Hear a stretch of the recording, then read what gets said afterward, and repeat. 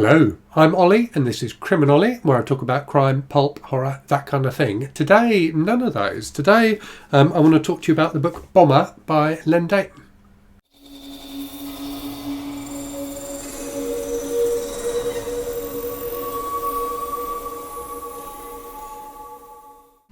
So whilst I talk about all different kinds of books on the channel, I read quite widely.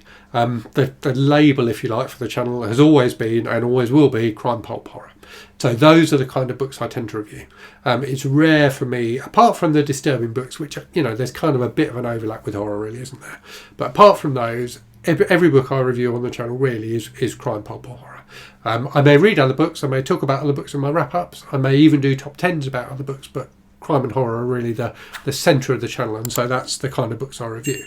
But this is a book that I've read recently that was so good I felt like I needed to speak about it in a review and not just cover it in a wrap-up. This really was a fantastic novel and the kind of book I really, really love, in that it is it's a work of popular fiction written by somebody who was a great craftsman. Not necessarily an artist, but somebody who really understood the craft of writing, and who makes a really engrossing and entertaining story that also manages to impart a bit of a deeper message. In this case, about war. So a fascinating book, and definitely worth reading. So let me talk to you a bit about the book. So published in 1970. Deighton, if you don't know the name, is a British thriller writer who's best known for his spy novels. So wrote a few dozen spy novels, as well as a few war novels, of which Bomber is one. So the book is set in 1943. Now, and 1943 to me feels like a long time ago. It feels like history.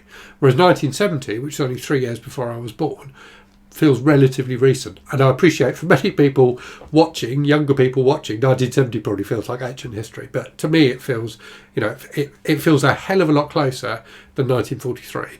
In reality, of course, it's only 27 years closer than 1943. So Deighton wrote this really not that long after the end of the Second World War. So the book is about an RAF bombing raid on Germany. So on a small town in Germany.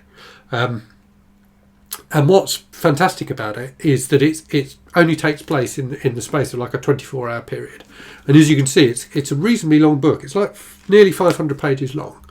And Deighton uses those 500 pages to give you pretty much a minute-by-minute account of what happens during that bombing raid, from the starting point of the flight crew preparing to take off to everything that follows on from that in a huge amount of detail, and that's what makes it fascinating. And he has that skill as a writer that he can give you all that detail without it becoming boring. And the way he does that is by giving you characters who you really connect with. And this book has probably hundreds of characters in it. And many of them, there are a few core characters, particularly the flight crew and some of the people on the ground in Germany, who you kind of follow through the book. But there are tons of other characters as well, and plenty of scenes where none of the main characters appear. But he has that skill of being able to introduce you to somebody and enable you to make a connection with that character very quickly, so you care about what they're doing, and also to knit together all of the pieces of the story so that you understand that this character who you're reading about now, who doesn't necessarily even know any of the other characters, how the actions that they're taking will have an impact on the other characters in the book. So he knits that all together beautifully. It's meticulously, clearly meticulously researched. And as I say, very well written as well. And he uses all the information he's gleaned about, what happened in raids like this, to really suck you into it and make you feel completely absorbed and present in the action. And that includes, that detail includes like technical details about the planes and things like that. But also he's not afraid to show you the horrors of war. This is certainly not a book that glamorizes war in any way. And when people die in this book, they die in horrible ways. He goes into quite in-depth descriptions as to the things that happen to people when they die, and why they die in the way they do, and how the events of the book lead up to their death.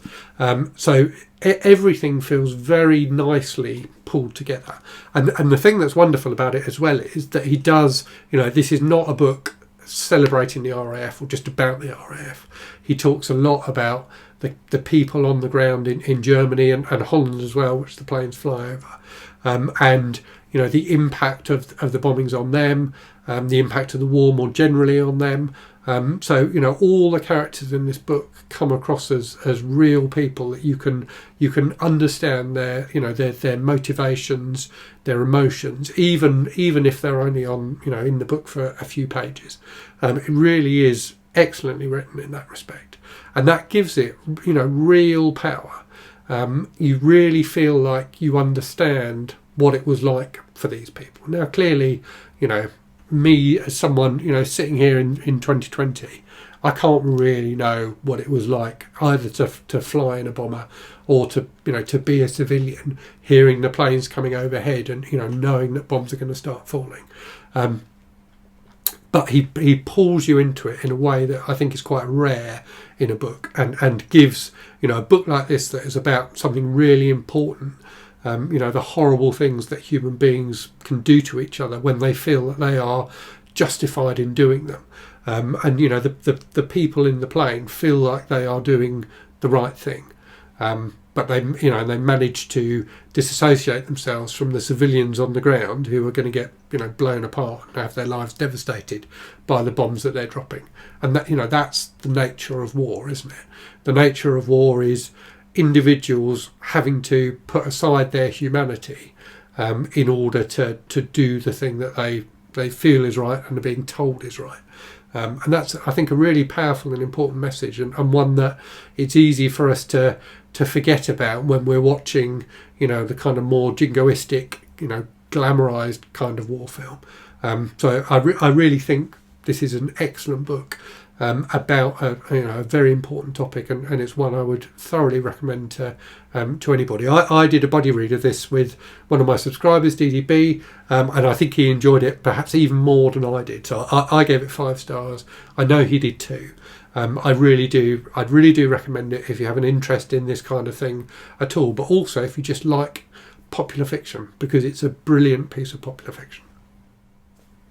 Okay, time for a random book from the shelves. This time I've got Trial by Battle by David Piper, which is another book about the Second World War, and another book that has that feeling of realism that Bomber has. So this is about like infantry soldiers in Malaysia, and was written even closer to the end of the Second World War than Bomber was. So this was written in 1959. A really gripping, claustrophobic kind of a book. About what it's like to be a soldier, in the jungle in a war. Absolutely fantastic stuff. So I hope you found that interesting. Let me know if you've read Len Deighton. I'm keen to read more by him. I think I've only ever read one other book by him, which was SSGB. But I do have some of his books on my Kindle, so I think I will be dipping into those soon. But yeah, as always, thanks very much for watching. Hope you're safe and well out there. Hope you're reading good stuff, and I'll speak to you again very soon. Cheerio.